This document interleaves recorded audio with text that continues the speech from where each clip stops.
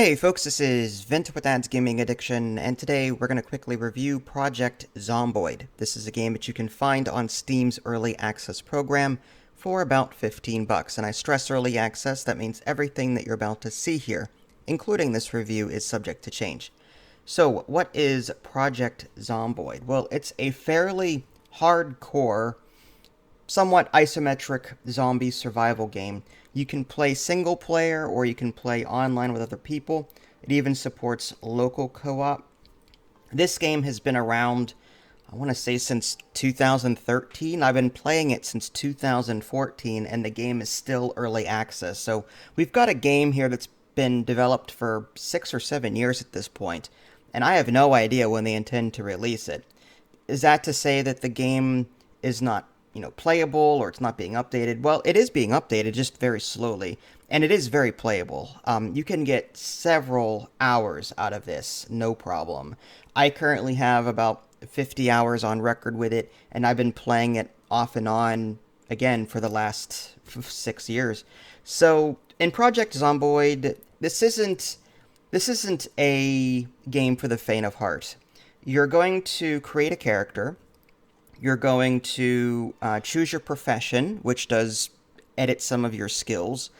And then you get to assign some points for different attributes that you can have. So for example, you can make yourself thick-skinned so that there's less of a chance of infection when a zombie bites you. You can make yourself organized. I like that perk. That just gives you more storage space in the containers that you find in the environment. And I'll get to the whole storage thing later.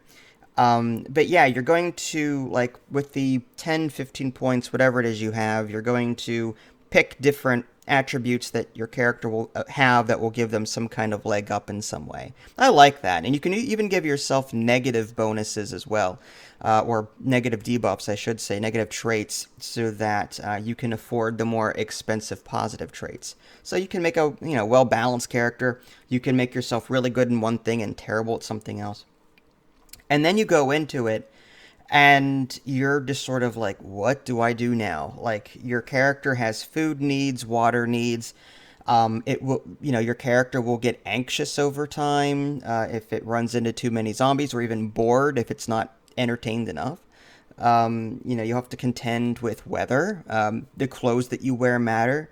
If you are around too many corpses, or there's blood all over the place, there's a chance that you might be infected.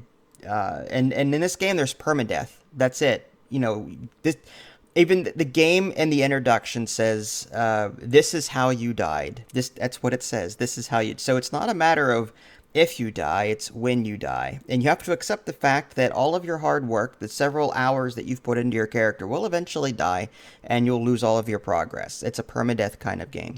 Like I said, it's fairly hardcore, and some people may not like that. There's various skills that you can learn as you continue playing, and there's even literature via books that you can read, and you'll gain XP boosts for these particular skills. There's farming, there's cooking, mechanics, and a number of other things that I'm just forgetting right now. At its heart, I feel like this game is an inventory management simulator, where you're constantly moving things around to different containers, trying to organize things. One thing I really like about this game, though, is that you can even customize your setup how you want. There's 4 maps, and there's a custom sandbox setup where you can choose the speed of the zombies, how often they spawn, whether or not they spawn at all or respawn, that is. You can change the foliage. You can extend the time in which power and water shuts off. At some point, power and water shuts off in this game, and you have to rely on the elements rather than electricity and water. So you can adjust that.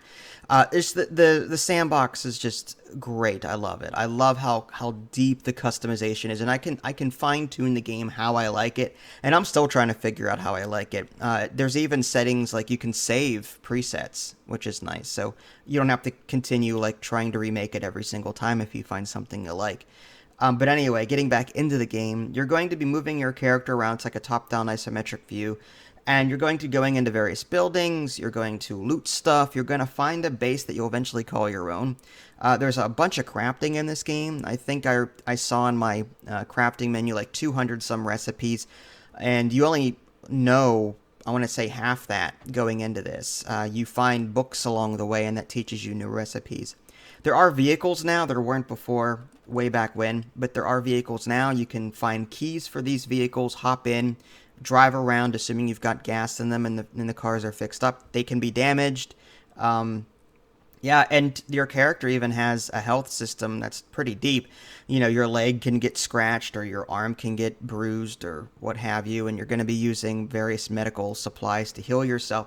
Again, infection, that's a thing, and it's one of those permadeath things where, you know, it's a good possibility that if you're infected, unless you've got some really high-end medical stuff, you know, you're probably going to die. So, you know, that's just how it is. But yeah, the majority of my time in this game is exploring and moving items around. You can pick up like crates in this game and other objects and move them. So one thing I like to do is I like to find a warehouse with a bunch of crates in it and try and pick them up, assuming they don't break. They will be added to your inventory, and then move them back to my base and drop them, and then I've got more storage. So I like that. And I even have a perk that I chose that allows me to transfer items faster. It's just a quality of life kind of thing. I'm sure there are mods that help combat that, but I'm just saying that's what I like to pick: the organized and the fast transfer perks. But anyway, but yeah, a lot of your time is going to be spent looting in this game and organizing, learning how to do stuff, and that gets to the negative parts of this game right now. I feel like this game kind of requires you to look at the wiki and figure stuff out. Like, again, this is fairly hardcore. It's not going to be hand-holdy at all. If you're trying to figure out, okay, how do I get water when the water shuts off? Oh, I can put pots outside and they fill up with water when it rains. I didn't know I could do that. How do you farm? Oh, this blood on the wall. What do I need to clean this? I've got a towel, but it's not cleaning. Oh, I need bleach in my inventory or some kind of cleaning solution along with a towel or a rag. And now I can right click on the blood and it'll clean it. Oh, I can wash my clothes. I didn't know I could do that. Oh, I didn't know this vehicle needed this, or I didn't know that. Again, this is a game of like discovery where you're going to be like, well, how do I do this? How do I do this? Let me check the wiki. There's not even an in-game map. There are like little maps that you find in the environment that sort of reveal locations, but I think the best tool that I've come in contact with is there's a map that people have put together. It's called map.projectzomboid.com. I would recommend checking that out, especially if you're getting lost on a regular basis. Again, the game supports, I think it was 4 maps, but they all are like, that's just your starting location. This is one huge map. Okay, and you choose your starting location among 4. Even though it looks like you have 4 maps to choose from, it's one map and it's 4 starting locations, something like that. So yeah, do I recommend this game? Yes, absolutely. For $15, you're going to get a lot out of this, assuming that you can handle the hardcore nature of it.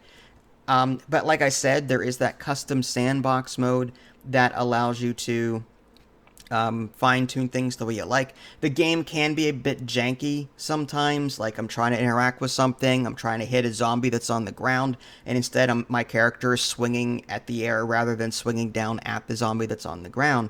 And sometimes the jankiness of it can lead to death. And with permadeath being a thing, I mean, that can be extremely frustrating when you die because you were fighting the controls or, you know, you couldn't do stuff. But at the same time, this game has a constant fear to it in the sense that, oh, I'm exploring a house. I feel relatively safe.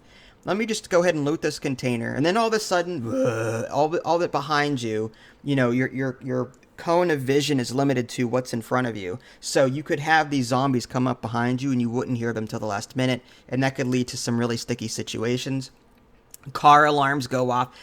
You'll be trying to get into a house and a house alarm will go off and attract zombies from all over.